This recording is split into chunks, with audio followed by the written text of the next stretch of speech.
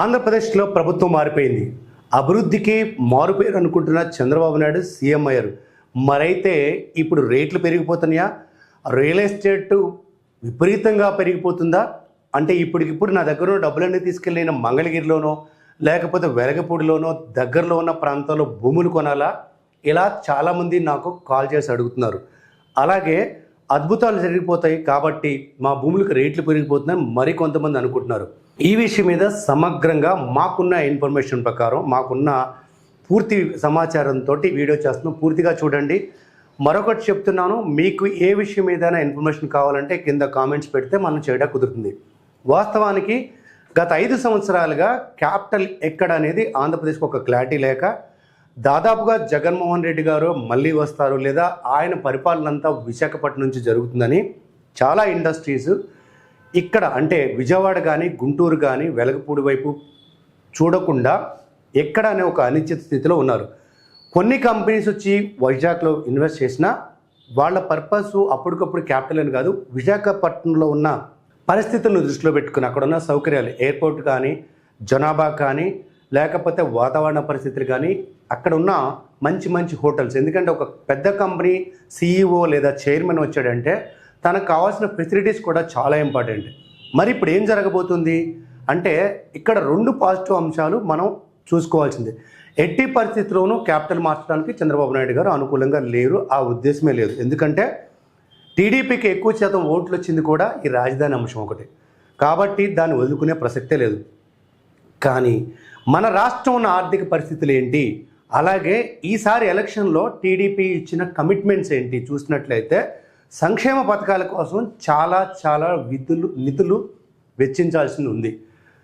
మొన్నటిదాకా ఉన్న వృద్ధాప్య పెన్షన్ ఇప్పుడు 4,000 ఇవ్వాలి, అలాగే వికలాంగుల పెన్షన్, అలా లిస్ట్ అంతా తీస్తే మనకు వచ్చే ఇన్కమ్కి ఇక్కడ అభివృద్ధి చేయడానికి ఆ అభివృద్ధికి సంబంధించిన పనులు చేయడానికి డబ్బులు ఎంత మిగులుతుందో క్వశ్చన్ మార్క్.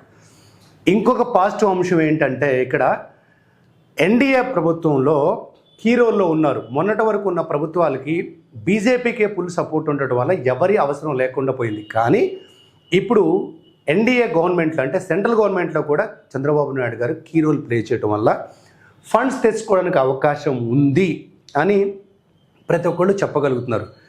ఇంకొకటి స్పెషల్ స్టేటస్ అంశాన్ని తీసుకురావచ్చు. స్పెషల్ స్టేటస్ ఇచ్చినా ఇవ్వకపోయినా దానికి తగ్గట్టుకు ప్యాకేజ్ రావచ్చు. ఇదొక సానుకూల అంశం.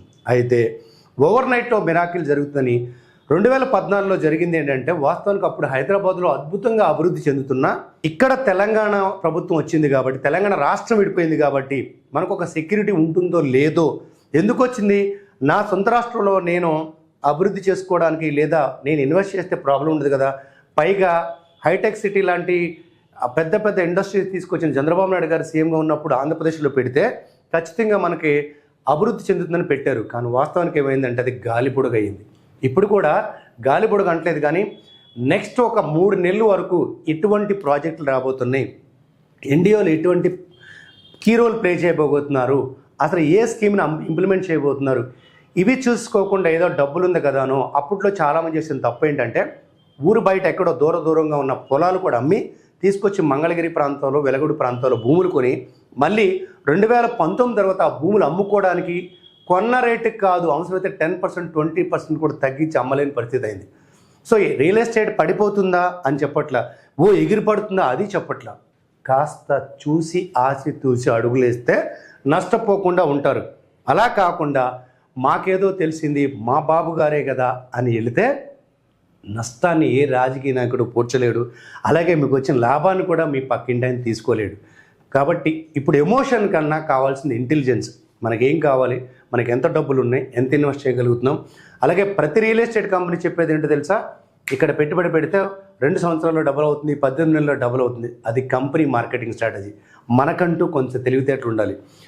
భూమిని నమ్ముకున్నాడు ఎప్పటికీ బాగుపడకుండా పోడు, ఇది పెద్దలు చెప్పిన సామెతే. కానీ భూమిని నమ్ముకుంటే మాత్రం కింద పడుతున్నాం. భూమిని నమ్ముకోద్దని చెప్పి భూమ్ అంటే ఆర్టిఫిషియల్ భూమి క్రియేట్ చేస్తున్నాం. ఏదో జరిగిపోతుంది, జరగదు. చూసుకోవాలి. ఎందుకంటే అక్కడ ఉన్న ఇన్ఫ్రాస్ట్రక్చర్ ఫెసిలిటీస్ ఏంటి, వస్తున్న ప్రాజెక్టులు ఏంటి, ఏ కంపెనీస్ వస్తున్నాయి, అక్కడ ఎంత పాపులేషన్. హైదరాబాద్ ఎందుకు డెవలప్ అవుతుంది? పాపులేషన్ పెరుగుతుంది, ప్రజల రిక్వైర్మెంట్ పెరుగుతుంది, అక్కడికి ఇల్లు కావాలి, నివాసం కావాలి, అలాగే ఆఫీస్ స్పేస్ కావాలి కాబట్టి పెరుగుతుంది. సో వెలగపూడి అనేది ఇప్పటికీ ఒక చిన్న కుగ్రామం మాత్రమే. ఎవరు మళ్ళీ చెప్తున్నానండి, తెలిసి తెలియకుండా పిచ్చి పిచ్చి కామెంట్స్ పెట్టకండి. ఈ రంగంలో 20 సంవత్సరాల మటు ఉండి కొన్ని వందల రియల్ ఎస్టేట్ కంపెనీస్కి ట్రైనర్గా ఒక అనలిస్ట్గా ఉన్న అనుభవంతో చెప్తున్నాను. కాబట్టి మీరు ఇన్వెస్ట్ చేయొద్దని చెప్పట్లా, చేయమని చెప్పట్లా, ఆచితూచి అడుగులేయండి, పూర్తి సమాచారం తీసుకోండి, అత్యాశకు పోయి అప్పుల పాలు కావద్దు. మరి ఇంకెందుకు ఆలస్యం, ఈ వీడియోను మీరు ఫస్ట్ టైం చూస్తున్నట్టయితే మన పక్కా ప్రాపర్టీ వీడియోస్ని రెగ్యులర్గా చూడడం కోసం సబ్స్క్రైబ్ చేసుకోండి, షేర్ చేసుకోండి.